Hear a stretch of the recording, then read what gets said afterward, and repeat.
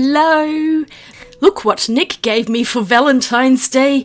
A limited edition Vinci Pretty Pink watercolour brush. How beautiful is this? I just had to make a video and share it with you all. So, as always, let's get into it. Confession time, I may have seen this on Instagram and I dropped not so subtle hints to Nick that I wanted the brush and he went and got it for me. He's so sweet. I had bought him an Indiana Jones pop vinyl that he'd been wanting, but I think the brush wins, don't you? Am I going to find a way to top this next year? I don't know. I'm keeping the bit of card. You are doing great. I'm probably going to stick this in my journal or somewhere, and there's some different languages there, but I found English. The watercolour brush is traditionally bound by hand. Extra soft synthetic fibres with a feel-good elasticity and an extremely high colour-absorbing capacity. That's a lot of words. Let's just take a closer look at the brush. It's a number 2 mop brush, and it really is beautiful. It says Pretty Pink on the side, made in Germany, and I'll just take this plastic lid off it because I don't need that anymore. And then let's look at the brush itself. It's amazing, this wonderfully pointed white bristled brush. Let's enjoy it in its pristine quality because it's never going to look the same again once I start getting all of that glue out of the fibres. Or is it gum arabic? And I did this by gently waving it around in this pot of water. Sometimes I'll stand at a kitchen tap and do this, but I figured I would do it on camera today. And I'm trying very hard to not poke the tip on the bottom of the water pot because that might bend the bristles and we can't have that. I'm just gently waving it around to try and get the water to seep through, and I kept pushing at it a little bit just to help get those fibres moving. This was a very stubborn brush and it took quite a while to get going, but then all of a sudden it let go and you could see how the bristles are starting to open up here. Now this brush is made up of synthetic fibres and it is labelled as vegan friendly, so if you're looking for a vegan friendly brush, this might be a consideration. In the past, synthetic fibre brushes are generally not as good as animal hair brushes, but lately the technology has gotten so much better, and this brush feels just like a natural hair mop brush and it holds heaps of water. It's a very juicy mop brush, and I was able to taper that back to a point just by gently moulding the fibres with my fingers. I guess I should actually paint with this brush.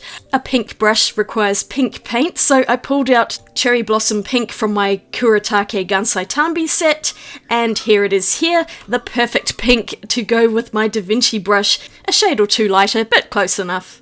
It's not easy to find genuinely pink watercolour out there, so I'll be going for the Japanese Gansai Tambi, which is close enough to watercolour in my opinion, but this one is quite opaque. And you can see I'm picking up as much paint as I can onto the brush. It's a very juicy one, it held so much paint, and I'm just swatching it out on this cheap watercolour postcard. And I was able to achieve a very satisfying thick brush stroke using that mop. But it also creates very thin lines if you just gently touch the tip of the brush to the paper.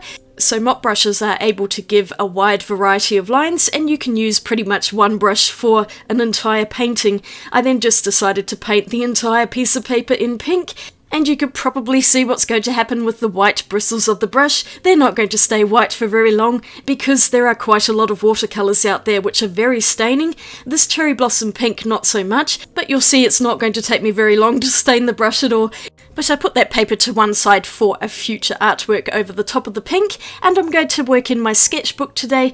This is the Ohuhu Mixed Media sketchbook, so it's not technically watercolour paper, but it's close enough, it'll work quite nicely. I've got that Cherry Blossom Pink, and then I picked out another couple of colours from 2 sets. The pale pink is from the Art Nouveau set by Kuretake, and then I've also got this other lovely darker pink, a Rose Madder, which is from that larger 48 set. So let's get painting! Oh yeah, and I used an Albrecht Dura pencil in Pink Madder Lake, so I can draw something without using a graphite pencil and making marks everywhere. I was inspired by the piece of paper which says "You are doing great" on it, so I thought I would write that into my book using fancy lettering, and dare I say I am pretty terrible when it comes to lettering, so I didn't do a very good job, and I tried to rub out that pink pencil, which was only mildly successful, but I don't think it shows later on, and sorry you can't see it very well on here. I didn't think of that when I was filming, did I? I should have used a darker pencil. When this video comes out, it's going to be quite a few days after Valentine Valentine's Day. I actually kind of forgot it was happening that weekend, and I just didn't even think about doing a Valentine's painting for it. I also did this video with very little time. It was a spontaneous one. I just really wanted to show you the brush because it is so beautiful. And here I am trying to letter with it. I'm pretty hopeless at brush lettering, but I think I managed to do an okay job with this.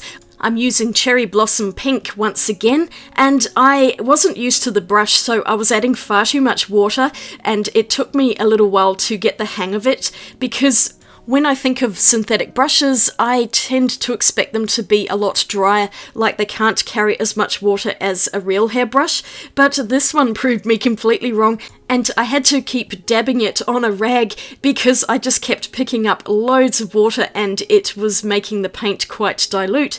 But I kind of got some wobbly lettering going on there, and then I decided I was going to draw some hearts around the border. I was meant to do 3 hearts in each corner, you know, one for each colour, but for some reason up the top I added in 4 hearts and only realised this a little bit later. I've got 3 hearts at the bottom end of the page here. I don't know what I was doing, I was just daydreaming probably, but anyway, I just figured I would paint 2 hearts the same colour at the top of the page. It really didn't matter. So I started off with Cherry Blossom Pink again, and then I will be using the other 2 colours that I picked out of the Kuretake sets. In one of my scheduled videos, and I don't think that's coming out for a few weeks yet, you'll hear me say that I did nothing for Valentine's Day, and that's because I'd actually edited and uploaded that one before I did this video, so you may spot that continuity issues in a few weeks' time. I usually make a bunch of videos and schedule them ahead of time so that I have a nice buffer in case something happens and I can't film for whatever reason. It's nice to have a few videos in the bank. And then I move things around my schedule depending on which one I want to come out next. But this video I filmed and uploaded very quickly within a few days because some things are too good to wait. And this brush is one of them. Now, this much darker rose madder is the colour that stained the brush. If you have a white brush that you want to keep nice and white, then I suggest using only light pastel colours like these 2 pale pinks I'm using. Anything mixed with white generally won't stain as much, but if it's a pure pigment, then it's got a much higher chance of staining. Natural, earthy, granulating pigments generally don't stain as a rule either, but pigments like quinacridones and phthalos are going to stain everything that they come in contact with. I figured I would just stain the brush with pink to begin with so it matches the handle, and I might keep this brush for special occasions just because it's so beautiful, but I also really love using it, so I might just decide it's going in with my regular brushes. We'll see what happens in the future. I think I want to do a video organising all of my watercolour brushes because I have them in quite a few zipper cases now, and I think it's a good time to actually go through and see what I have, and I'll do a video on this at some point. I decided to keep this page fairly simple. I'm just painting in little hearts to see how the brush would perform at doing smaller details.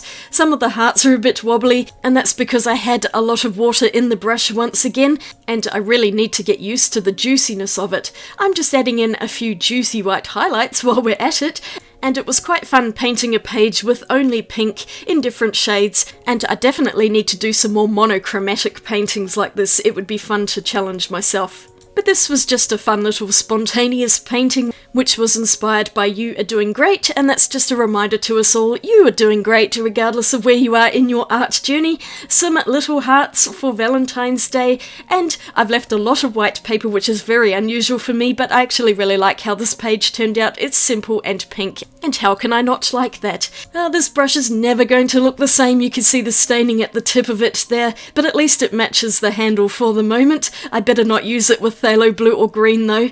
I love this brush so much, almost as much as I love my husband. But that's pretty much all I have for today. I just wanted to share that with you. Thank you so much for watching. I'll link the brush in the description below, at least for Australia. I think you'll have to Google search it if you're overseas though. I'd really appreciate a thumbs up for the video, and you might want to click subscribe down below. I've also got a couple of other videos here that you can watch. Have a fantastic day, and I'll swatch you later. Bye!